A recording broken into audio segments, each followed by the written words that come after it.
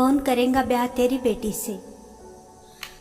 सुबह से घर पर इधर से उधर चहलकदमी करते करते किशोर जी परेशान सी मुद्रा में दिखाई दे रहे थे। सालों बाद आज उनके आंगन में बच्चों की किलकारी गूंजने का दिन आया था। थक कर वो बाहर बरामदे में बैठकर इंतजार करने लगे कब डॉक्टर साहब आकर उसको खुशखबरी दे। उनकी पत्नी कांता देवी की तबीयत ज्यादा बिगड़ गई तो डॉक्टर ने घर में ही प्रसव का इंतजाम करवा दिया था। तभी उनके घर काम करने वाली कम्मो दौड़ती हुई आई और बोली, साहब बेटियां आई है, बीबी जी और डॉक्टर साहब आपको बुला रहे हैं। कमल किशोर जी लगभग भागते हुए कमरे में गए। डॉक्टर ने उनको बताया दोनों बेटियां ठीक है, बस कांता जी की तबीयत ठीक होने में थोड़ा वक्त लगेगा पर ये ठीक हो जाएंगे। कमल किशोर जी अपने अम्मा और बहन को बीवी और बच्चों की देखभाल के लिए बुलवा चुके थे। अम्मा ने जब बच्चियों को देखा तो वो बोली, किशोर एक तो गोरी चिट्टी है और दूसरी का रंग थोड़ा दबा सा है, भगवान जाने आगे क्या होगा। उन्होंने गोरी वाले का नाम रानी और दूसरी का नाम श्यामा रख दिया। धीरे धीरे दोनों बड़ी होने लगी।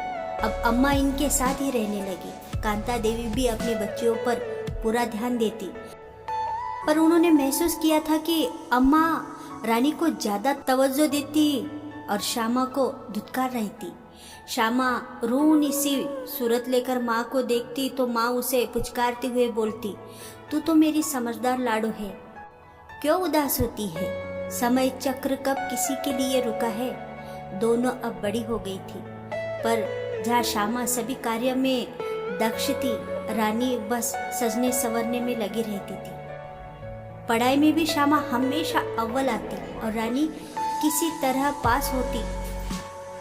दादी हमेशा बोलती, श्यामा को अच्छे से पढ़ा, क्या पता कोई लड़का इसे पसंद न करे तो कम से कम वो अपने पैरों पर खड़ी तो हो जाएंगी, फिर कोई ब्याह कर ले जाएगा, नहीं तो कौन करेगा तेरी इस बेटी से ब्याह। देखना रानी को तो कोई राजकुमार ही ब्याह कर ले जाएगा, तुम्हें श्यामा के लिए ही सोचना होगा। एक बार कमल किशोर जी के बहुत परम मित्र राजनंद जी के घर से किसी आयोजन में परिवार आने का निमंत्रण आया। सब तैयार होकर उनके घर पहुंच गए। राजनंदन जी का परिवार यूं तो बहुत पैसे वाला था, पर रहन सहन में बिल्कुल साधारण। उनके एक ही बेटा था कृष्णा। आयोजन में बहुत लोग आए हुए थे। कांता देवी के साथ श्यामा भी मेजबान की तरह मेहमानों की खातिरदारी कर रही थी। अम्मा के मन में बार बार ये ख्याल आ रहा था, रानी की शादी कृष्णा से हो जाए, पर कृष्णा चोरी चोरी नजरों से बस श्यामा को देख रहा था। कहते हैं ना, प्यार सोच समझ कर नहीं होता, बस हो जाता है। ऐसा ही कृष्णा के साथ हुआ। वो बस श्यामा के आसपास घूमते हुए उसकी मदद कर रहा था। श्यामा बार बार बोल रही थी, आप परेशान मत होइए, मैं सब संभाल लूंगी। पर कृष्णा ये बोलकर चुप कर देता कि आप यहाँ पहली बार आई है, ऐसे अकेले कैसे छोड़ सकता हूँ, कुछ जरूरत हो तो मैं हूँ ना। श्यामा को कृष्णा भी अच्छा लगने लगा, पर वो जानती थी उसके रंग रूप को लेकर कोई उससे बात नहीं करता। सब रानी को ही भाव देते थे। स्कूल से लेकर कॉलेज तक उसे ये दंश झेलने की आदत सी हो गई थी। शायद इसलिए कभी प्रेम जैसे शब्द को पास नहीं आने दिया। बस अपनी पढ़ाई और काम में खुद को झोंक देती। बस एक माँ ही थी जिससे उसे हमेशा सीने से लगाकर प्यार ममता लुटाती रही। पिता काम में इतने व्यस्त रहते थे कि उनके पास बच्चों के लिए वक्त ही नहीं होता था, पर उन्होंने कभी रानी और श्यामा में कोई अंतर नहीं किया। पर आज श्यामा का दिल कृष्णा को देखकर जोर जोर से धड़क रहा था। वो उससे जितना दूर जाती वो उसके पास चला आता। आयोजन समाप्त हो गया तो कमल किशोर जी अपने घर जाने की तैयारी करने लगे। तभी उसके मित्र अपने पत्नी के साथ उनके पास आए और हाथ जोड़कर बोले, भाई कमल किशोर, छोटी मुंह बड़ी बात है, पर मैं तुम्हारी एक बेटी को बहू बनाना चाहता हूँ। अम्मा ने ये बात जैसे ही सुनी तो खुश होकर बोली, काहे नहीं बिटवा, हमें काहे ऐतराज होगा, अच्छा है दोनों की दोस्ती रिश्तेदारी में बदल जाएंगी। ये सुनते ही कमल किशोर जी के दोस्त ने बोला, फिर मुझे अपनी श्यामा का हाथ मेरे कृष्णा के लिए दे दो। ये सुनते ही सब एक दूसरे को देखने लगे। उन्हें उम्मीद ही नहीं थी श्यामा के लिए कोई सामने से रिश्ता आएगा। उनके दोस्त ने बोला ये फैसला खुद कृष्णा ने किया है और हमें भी श्यामा पसंद है।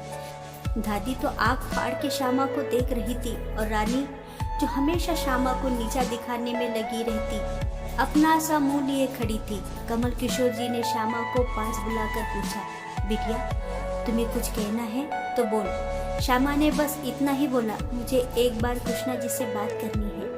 कृष्णा श्यामा को लेकर घर के पीछे बगीचे में ले गया और श्यामा को बोला, क्या बात करनी है? क्या मैं आपको पसंद नहीं? श्यामा कुछ बोले उससे पहले ही कृष्णा बोल पड़ा, श्यामा आप मुझे पहली नज़र में ही पसंद आ गई थी और ये बात मेरी मम्मी को पता है, तभी वो आपके पिताजी से बात करने गए। मैं आपका प्रियतम बनना चाहता हूँ, क्या आप मेरी श्यामा बनेंगी?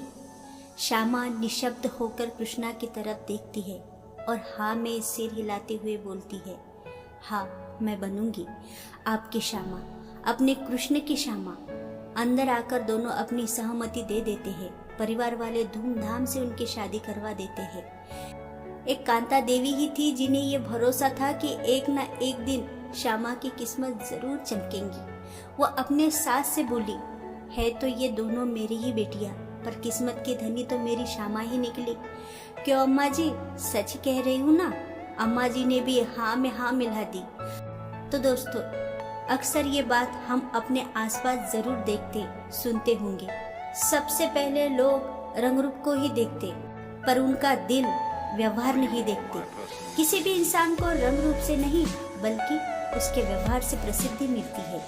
आप लोग मुझे बताइए, होता है ना? और हाँ या ना ये कमेंट बॉक्स में ज़रूर बताइए। हो सके तो सब्सक्राइब ज़रूर कर दीजिएगा। आपका एक सब्सक्राइब मेरा मनोबल बढ़ाता है। प्लीज़ एक सब्सक्राइब ज़रूर कर दीजिए। Thank you so much.